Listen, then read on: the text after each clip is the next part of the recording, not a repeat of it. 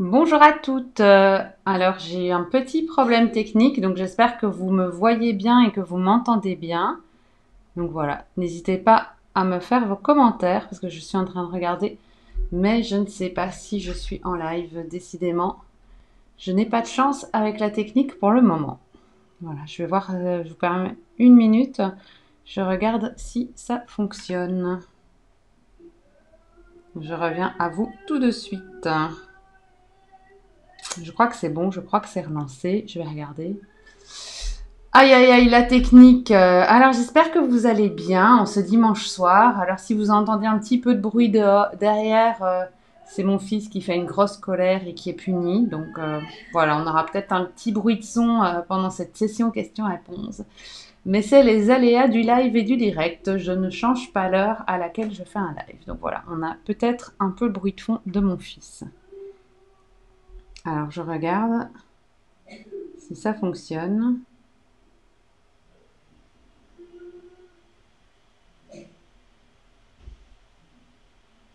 Dites-moi dans les commentaires si vous me voyez. Ah, super. Christine, bonsoir. Alexia, ça marche. Bon, bah alors, je me tracasse plus de la technique, j'y vais. Mais voilà, la technique, c'est toujours très, très embêtant. Coucou Christine, je suis très contente que tu sois avec nous ce soir. Alors, bonjour à tous et à toutes et à tous ceux qui vont regarder cette session questions-réponses en différé. Alors moi, je m'appelle Alexia Jadot, je suis docteure en pharmacie et experte en aromathérapie et je suis hyper contente d'être avec vous ce soir, comme tous les 15 du mois, pour une session questions-réponses en direct. Alors, de quoi est-ce qu'on va parler ce soir? De ce que vous avez envie de parler. Donc j'attends ce soir, je suis là pendant 30 minutes pour vous, pas plus pour que tout le monde puisse retourner à ce qu'il a envie de faire. Donc n'hésitez pas à me poser toutes les questions que vous avez envie de me poser.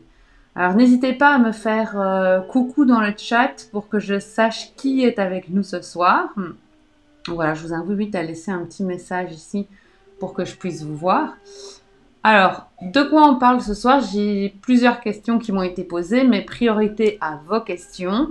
Donc voilà, vous pouvez les poser directement. Alors, moi, qu'est-ce que je fais?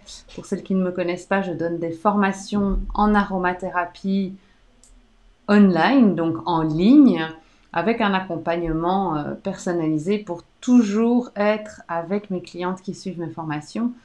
Donc Christine, qui est encore avec nous ce soir. Et donc, on a des séances de groupe, des sessions questions-réponses toutes les semaines. Elles ont des exercices à faire, plein de choses. Donc voilà, si ce soir vous êtes motivé, si vous avez envie de commencer votre formation, n'hésitez pas. Il y a plusieurs niveaux, hein, donc il y a tout à fait un niveau débutant pour celles qui ont envie de commencer. Donc je crois que je peux mettre le petit lien vers la formation. Vous me direz si vous le voyez ou pas. Waouh, je pense qu'on le voit. C'est génial, j'arrive à faire des choses avec la technique qui sont extraordinaires. Alors, bonsoir Aurélie, bonsoir Monica, coucou Stéphanie, super. Alors, on va commencer, donc n'hésitez pas à poser déjà vos questions dans le chat, comme ça j'y réponds en priorité. Maintenant, j'avais une question de Émilie Duberry qui me disait: peut-on traiter deux pathologies en même temps? Exemple, une douleur musculaire où elle utilise de l'huile essentielle de Gaultérie, de lavandin et de menthe poivrée. Et pour des seins douloureux liés au cycle menstruel, elle utilise du palmarosa, du laurier noble et du baume de Copahu.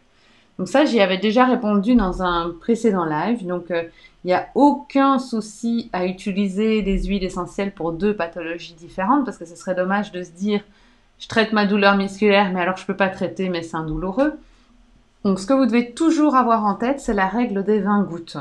Donc ces 20 gouttes, si vous ne savez pas, parce que bien sûr avec le Ravinsara, on va monter à des dosages beaucoup plus élevés et on pourra même vider un flacon complet en une journée de manière exceptionnelle. Mais donc si on ne sait pas, c'est la règle des 20 gouttes qui s'applique. C'est-à-dire que au total, que ce soit par voie cutanée, par voie orale, aux différents endroits où vous allez appliquer vos huiles essentielles, vous ne dépassez pas 20 gouttes par jour. Donc ça, c'est très important à retenir. Et comme ça, vous pouvez vraiment faire tout ce que vous avez envie de faire. Voilà, j'espère que ça répond bien à la question d'Émilie. Je vais ensuite aller revoir les autres questions qui avaient été posées. Hop, j'y retourne. Je ne prends pas toujours le chemin le plus court. Alors, on avait posé la question aussi pour les boutons d'acné. Donc, souvenez-vous, je vous avais dit dans le live précédent qu'avec le port du masque, on pouvait avoir beaucoup plus d'acné au niveau du menton et que donc l'huile essentielle qui était utilisée pour calmer l'acné était l'huile essentielle de titri. Donc, c'est toujours le titri que vous appliquez sur les boutons d'acné. Vous pouvez l'utiliser pur, bien évidemment. Maintenant, si c'est des boutons vraiment très infectés, avec des petites pointes blanches et tout ça, moi j'irais beaucoup plus facilement vers le laurier noble, puisqu'il a cet effet un peu anti-fermentaire, anti-putride, qui sera très très intéressant sur les boutons d'acné. Alors, je vois qu'il n'y a pas de questions ce soir, hein, donc je vais aller voir dans les questions qui sont posées dans le groupe. Je pensais que vous auriez plein de questions. C'est pas grave, j'ai ma réserve, ne vous tracassez pas. Alors, hop, je descends dans le groupe un peu plus loin. Facebook est très très lent ce soir. Il y avait une question par rapport à des diffuseurs de 1,5 litre. Alors, très sincèrement, moi je n'utilise jamais de diffuseur d'1,5 litre. J'utilise toujours les diffuseurs classiques par brumisation, donc qu'on utilise avec de l'eau. Et dans ces diffuseurs où je mets environ 100-150 millilitres, parfois 200 millilitres, ben, je mets 10 à 15 gouttes en fonction de la taille de la pièce. Pour le reste, c'est vrai que j'utilise pas moi de gros diffuseurs, jamais, jamais. Alors j'ai une question de Lili. Je vais acheter les citrons. Y a-t-il une différence entre le citron et le citron vert? Mais le citron qu'on utilise le plus en aromathérapie, c'est le classique, donc le citrus limone. Le citron vert, c'est plutôt le lime. Et ça, on l'utilise un petit peu moins en aromathérapie. Donc après, tu peux l'utiliser, hein, mais moi, j'irais plus vers le citron classique, dont le nom latin est Citrus limone, qui est en plus un bon antiseptique, donc ce sera vraiment super. Alors, j'ai une question de Monica. Peut-on appliquer le laurier noble comme le titri pur? Oui, tout à fait, Monica. Donc, tu peux faire exactement pareil. Tu peux en mettre un peu sur le coton-tige, et puis tu vas l'appliquer pur sur le bouton blanc. Et là, tu verras, ce sera plus efficace que le titri sur un bouton blanc. Alors... Ouais, c'est ça, Cathy, 550 millilitres.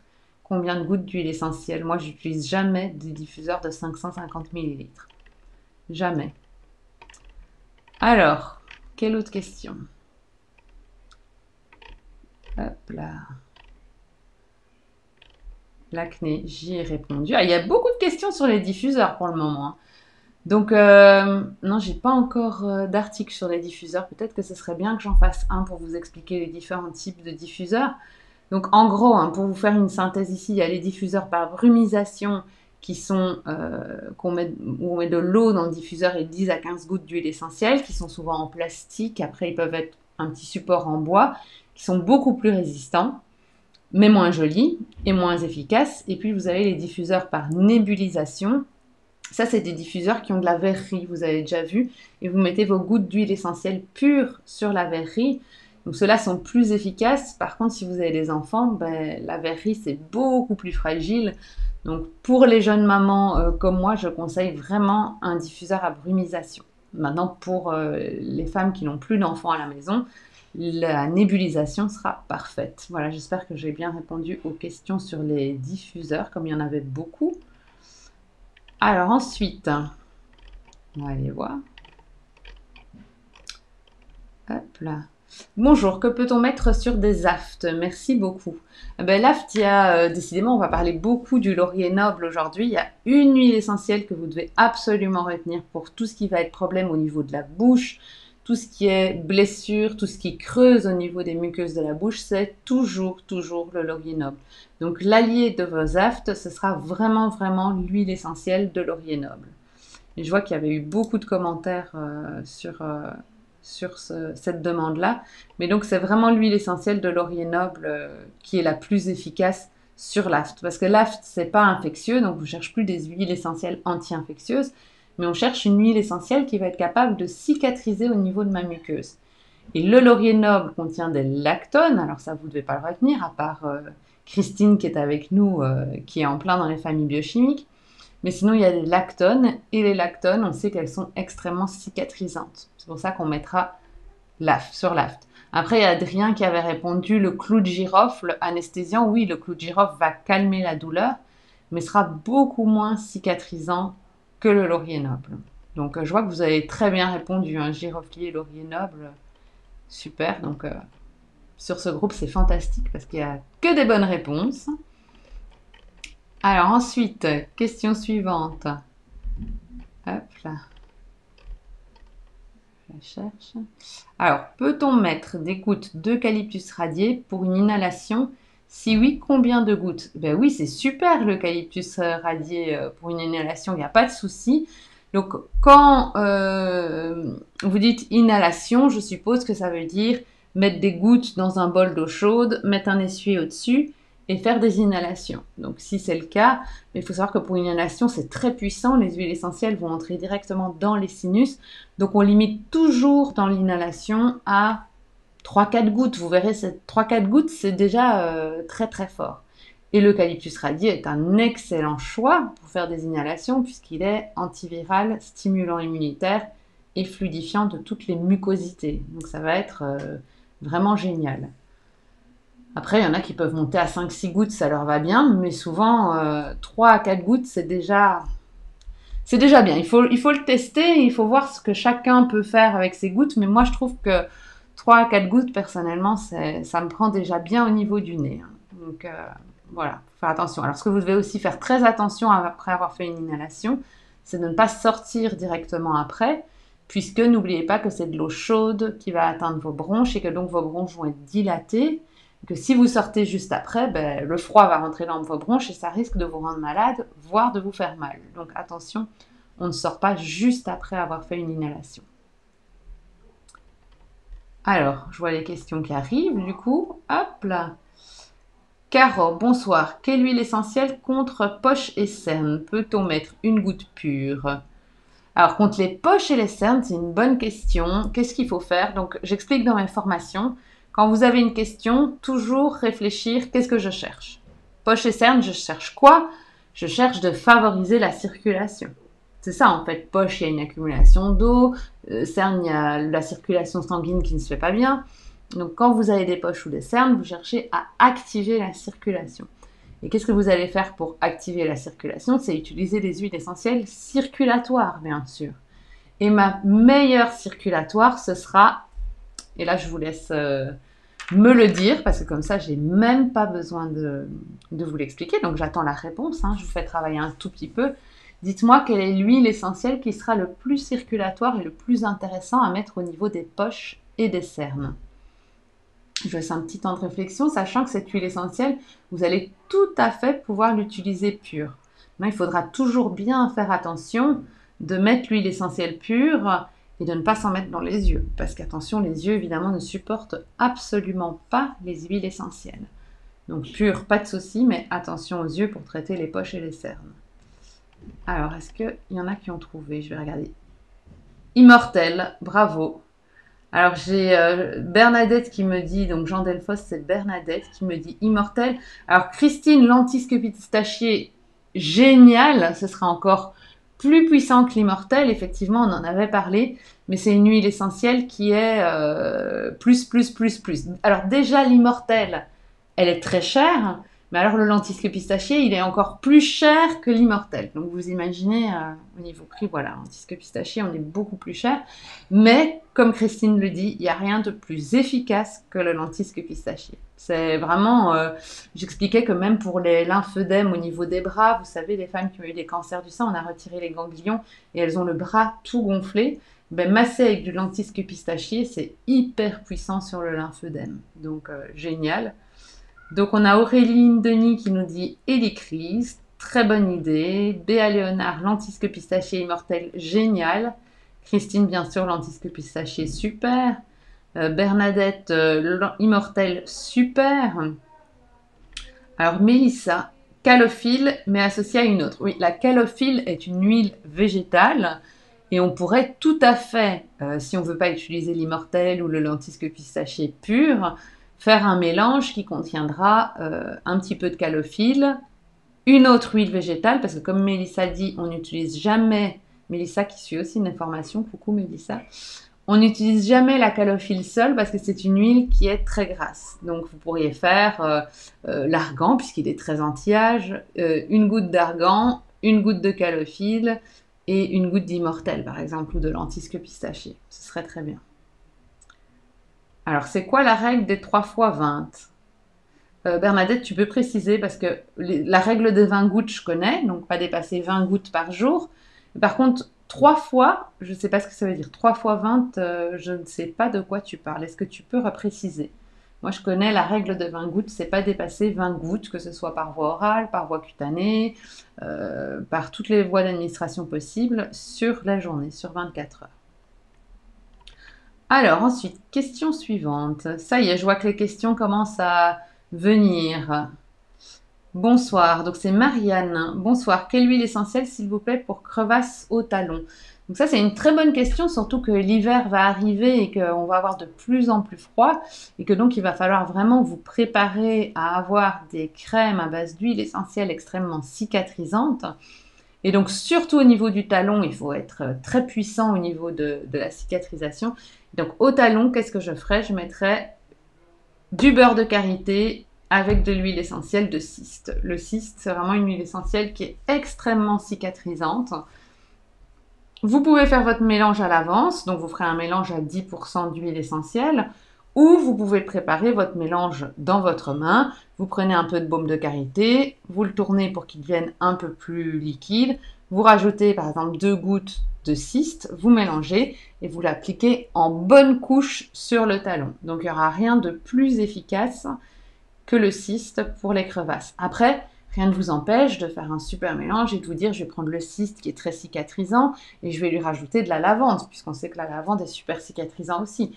Ou de la camomille, si vous aimez l'odeur de la camomille. Voilà, mais la première vraiment contre les crevasses et tout ça, c'est le cyste. Alors il y a aussi la myrrhe, qui est une huile essentielle dont on n'entend pas autant parler, mais qui marche extrêmement bien. Il y a des essais qui ont été faits à l'hôpital pour des plaies chroniques d'un mélange avec certaines huiles essentielles et la myrrhe arrive vraiment pour des plaies qui sont creusées, chroniques, à surélever la plaie et à faire cicatriser la plaie. Donc la myrrhe est extrêmement puissante également. Alors Sandrine, bonsoir. Que peut-on utiliser pour une migraine de fin de journée? Fatigue, stress, fatigue oculaire, merci.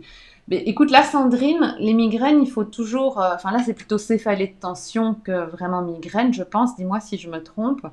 Mais voilà, tout ce qui est maux de tête, il faut toujours penser quelle est l'origine du maux de tête. Parce qu'il y a des maux de tête qui peuvent être d'origine nerveuse, d'origine digestive, qui sont déclenchés par autre chose. Et donc, l'huile essentielle dépendra de ça. Dans ton cas, je vois fatigue, stress, fatigue oculaire. Mais donc, c'est vraiment des céphalées qu'on appelle céphalées de tension liées au stress.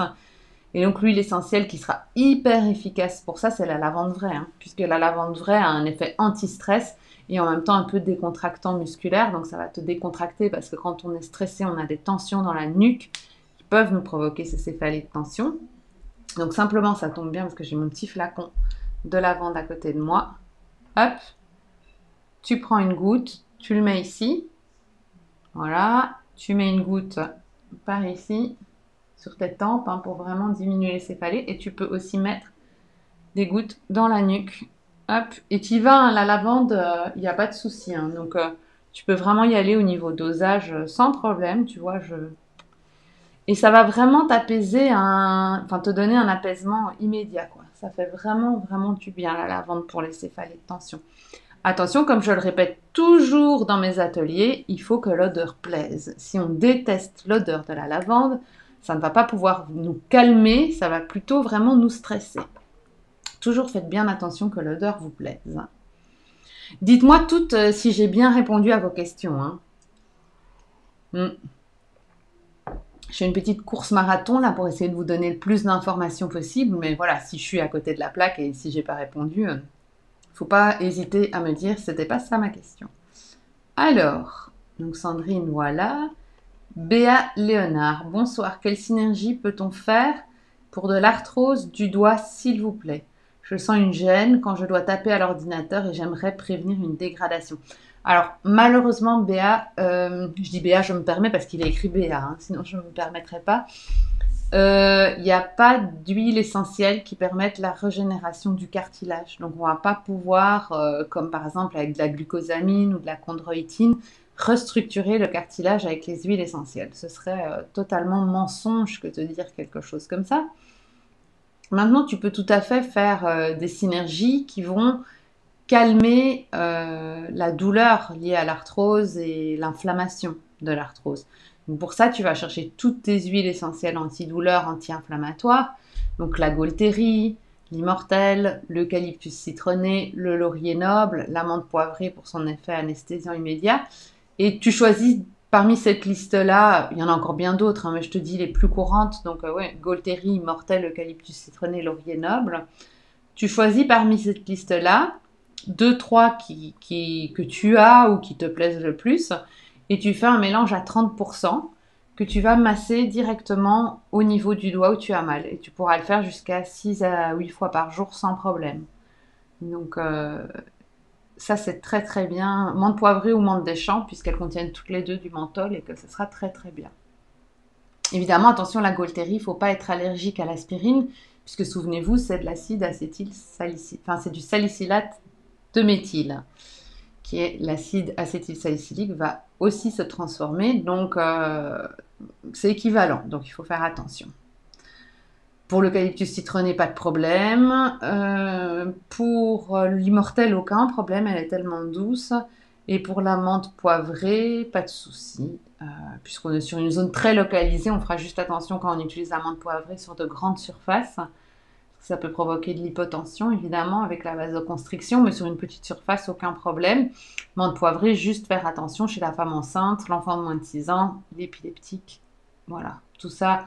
Voilà, vous stressez pas trop pour le moment, mais c'est des choses qui sont importantes et qu'on parle beaucoup au niveau de la formation, de ces précautions d'emploi des huiles essentielles. Mais bon, dans le guide que vous avez téléchargé, vous avez vu très bien, si vous ne savez pas comment utiliser une huile essentielle, quelles sont les règles de sécurité. Hein. Donc pour celles qui n'ont pas encore téléchargé votre guide, il est là sur le groupe. Hein. Mais là, il est vraiment bien expliqué quand on ne sait pas comment on fait pour éviter tout danger. Donc voilà, Béa, j'espère que ça répond bien à ta question. Alors ensuite, qu'est-ce que j'ai? Tac, tac, tac.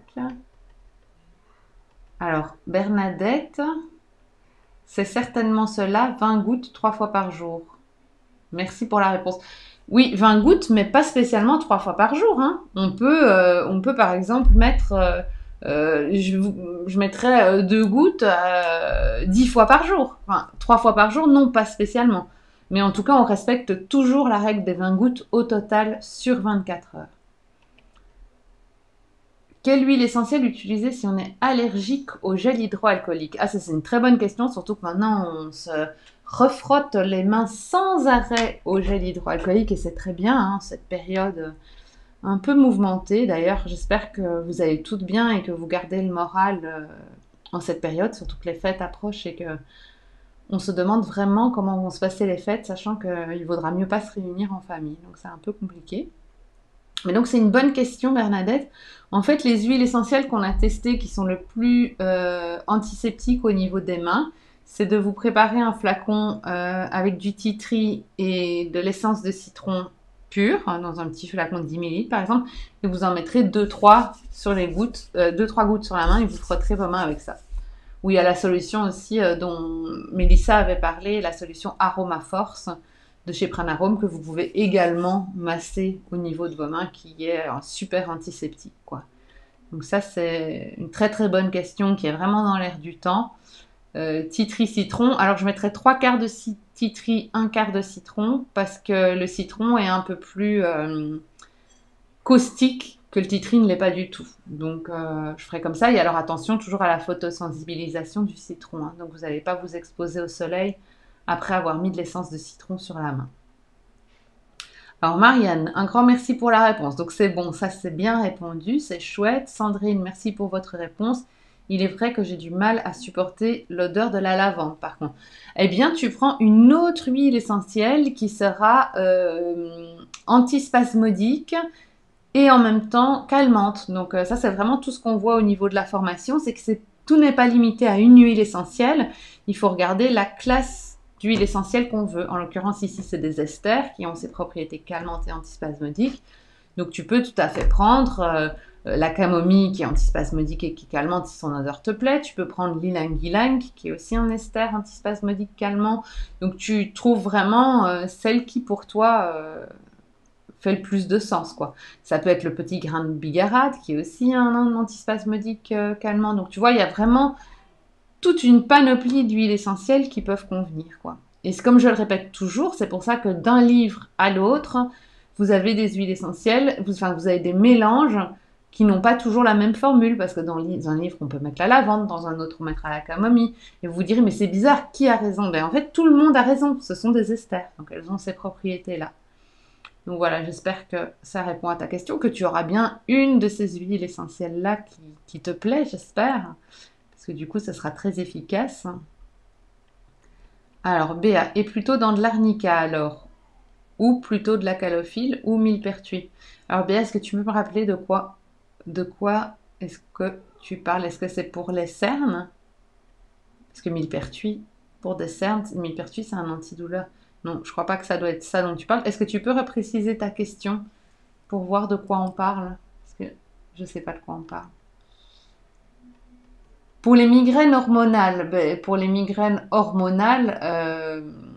moi j'irais vraiment sur une huile essentielle d'ylang-ylang, qui est vraiment l'huile essentielle c'est la question de Caro, hein, donc, qui est l'huile essentielle de la femme, et je l'associerais à de la sauge, hein, parce que la sauge aussi c'est l'huile essentielle de la femme, et la sauge va réguler tout ce qui est hormonal.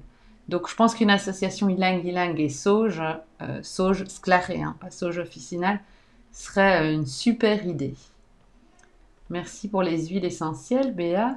Marianne, à part la sauge, quelles sont les huiles essentielles à éviter suite à un cancer du sein œstrogénodépendant et toujours sous hormonothérapie? Alors, la sauge n'est plus du tout contre-indiquée en cas de cancer du sein œstrogénodépendant. Donc ça, c'est un grand... Et après, on va tout doucement arrêter pour les questions parce que il est déjà 28 et il faut qu'on parte. Mais donc, c'est une grosse question qu'on soulève. Là, on a toujours pensé... Je ne vais pas rentrer dans le détail parce qu'on voit ça beaucoup dans l'information, mais ce serait trop long à vous expliquer ici. On a toujours pensé que toutes les huiles essentielles à sclaréole, donc la sauge sclarée, le patchouli, le cyprès de Provence, tout ce qui contient des sesquiterpénols était contre-indiqué en cas de cancer du sein œstrogénodépendant. On vient de découvrir une toute nouvelle étude que la sauge sclarée n'est pas contre-indiquée en cas de cancer du sein œstrogénodépendant. Et donc, par conséquent, comme on avait dit, comme la sauge sclarée est contre-indiquée, toutes les autres sont contre-indiquées, ben ça devient, comme la sauge sclarée n'est pas contre-indiquée, toutes les autres ne sont pas contre-indiquées. Et donc, on enlève toutes ces huiles essentielles-là. Et donc, la très bonne nouvelle, c'est qu'il reste que les huiles essentielles à anétol, qui sont très hormones-like et qui sont contre-indiquées en cas de cancer œstrogénodépendant. Donc, ça nous laisse quoi? Ça nous laisse anétol, l'anis étoilé ou badiane, l'anis vert, le fenouil. Voilà, toutes ces huiles essentielles très anisées sont contre-indiquées en cas de cancer du sein œstrogénodépendant. Mais plus les autres, selon les nouvelles études. Donc, très bonne nouvelle pour les femmes qui ont eu des cancers du sein œstrogénodépendant. Alors, Bernadette, grand merci. Sandrine, merci. Bia Léonard. Ah, pour l'arthrose du doigt, merci Bia, j'avais... donc, calophylle, ce ne sera pas nécessaire pour ça, mais tu peux tout à fait utiliser comme base de l'arnica ou du millepertuis. C'est une excellente idée. Ça peut être l'un ou l'autre, sans problème. L'ylang-ylang peut-il être utilisé pur, Aurélie Denis? Oui, bien sûr, l'ylang-ylang est très doux, donc il n'y a aucun souci, on peut le mettre directement. Que puis-je utiliser pour enfants de 3 ans pour nuit calme? J'ai essayé de mettre une goutte de bigaradier et orange douce sur l'oreiller, mais pas trop de changement. Bigaradier, orange douce, c'est pas vraiment l'huile essentielle de l'enfant, hein. Donc les deux huiles essentielles de l'enfant, c'est la camomille noble et la mandarine. Donc il faut vraiment essayer avec ces huiles essentielles-là et les mettre au niveau des poignets, sur la plante des pieds et au niveau du plexus solaire. Faire le petit massage qui va avec, ça détend beaucoup l'enfant. Donc voilà, c'est très important de faire le massage qui va avec également. Voilà, donc je vais m'arrêter ici au niveau des questions. Je crois que j'ai fait un bon tour. De toute façon, on se revoit dans un mois. Donc notez toutes vos questions. Ça a été un petit peu au début, il n'y avait pas trop de questions, mais à la fin, il y avait plein de questions. Donc c'est hyper chouette. Mais sinon, sur le groupe, j'ai toujours une bonne base pour commencer. Il y a toujours beaucoup de questions, donc il n'y a pas de problème. Le premier, oui, le 1er décembre, qu'est-ce qui se passe? Parce que vous savez, c'est toujours le 1er et le 15 que je fais des lives pour vous. Donc le 1er décembre, ce qui est génial, c'est que je vais interviewer Pierre, dont je vous ai déjà parlé, le distillateur bio que j'avais été voir dans le Gard, qui est génial. Et donc je lui ai demandé si on pouvait faire une interview pour qu'il vienne vous parler en direct de la distillation de ces huiles essentielles. Donc il a des terres là dans le Gard, il a beaucoup de lavande évidemment. Là il est en pleine distillation des conifères puisque c'est la saison, donc le cèdre, si je me souviens bien, le genévrier, donc c'est vraiment génial. Et je lui ai demandé s'il pouvait venir vous parler en direct le 1er décembre sur le groupe de la distillation, de comment il fait, de comment il cultive, comment il fait bio, comment il coupe ses plantes, comment il les distille, comment il recueille, enfin voilà, tout ce qu'on peut imaginer. Donc pour le 1er décembre, préparez vraiment toutes vos questions parce que ce sera hyper intéressant de lui poser à ce moment-là toutes les questions que vous vous posez sur la distillation des huiles essentielles, sur comment ça marche. C'est vraiment le moment ou jamais de lui poser. Voilà. Donc voilà, moi j'étais super contente. Je vois qu'il y a encore des petits commentaires. Merci beaucoup. Oui, mandarine et lavande. Je suppose que c'est pour l'enfant, mandarine et lavande, oui. Vous faites des formations. Ben oui, Marianne, le lien, vous ne le voyez pas en fait, peut-être. Il est normalement affiché. Oui, www.pranazen.eu/formation. Et vous pouvez suivre les formations avec nous. D'ailleurs, Mélissa et Christine, ils sont déjà. Qu'est-ce que je voulais vous dire? Donc n'hésitez pas à aller voir le site si vous voulez en savoir plus sur les formations. Donc pour celles qui nous ont rejoints en cours et qui ne me connaissent pas encore, bon, moi je vous connais quasi toutes, donc je pense que vous me connaissez aussi. Mais donc moi je m'appelle Alexia Jadot, je suis docteure en pharmacie. Et Marianne, oui, je donne des formations en ligne pour accompagner les femmes à devenir actrices de leur santé grâce aux huiles essentielles. Et c'est vraiment extraordinaire. Alors Béa, vraiment chouette d'être à notre disposition pour nos questions. Ben écoute, moi ça me fait plaisir aussi, donc c'est hyper chouette. Je pense que c'est un échange et je pense que ça enrichit vraiment des deux côtés. Ça va dans les deux sens, donc c'est vraiment chouette. Merci. Et Rosine, bonsoir, très intéressant, un grand merci à vous. Ben, merci à vous, surtout, merci à vous toutes d'avoir été là, d'être toujours aussi bienveillante, ça fait vraiment hyper plaisir et du coup ça me donne envie de vraiment continuer à vous faire ces petits lives. Allez, j'ai beaucoup parlé, j'ai fait du condensé, il est 19h33, pour ne pas vous retenir trop longtemps, je vous souhaite à toutes une très belle soirée, un bon dimanche soir. Et je vous dis donc à très vite le 1er décembre pour la distillation. Donc, je suis impatiente d'y être. Voilà, je vous souhaite un très bon week-end, un très bon fin de week-end, plutôt dimanche soir, une bonne reprise lundi, parce que je sais qu'il y en a qui sont en télétravail, que c'est compliqué. Il y a des infirmières qui ont vraiment très très difficile pour le moment. Merci Mélissa, le module de formation d'Alexa est extra. Super sympa Mélissa, c'est super gentil. Ouais, c'était beaucoup de boulot, c'est vrai. Mais je suis contente que tu le remarques. C'est vrai que comme je suis très perfectionniste, voilà. Mais c'est super gentil, Mélissa, ça me fait vraiment plaisir. Allez, je vous souhaite à toute une belle soirée. J'ai bien parlé et puis je vous revois très très vite. À très vite.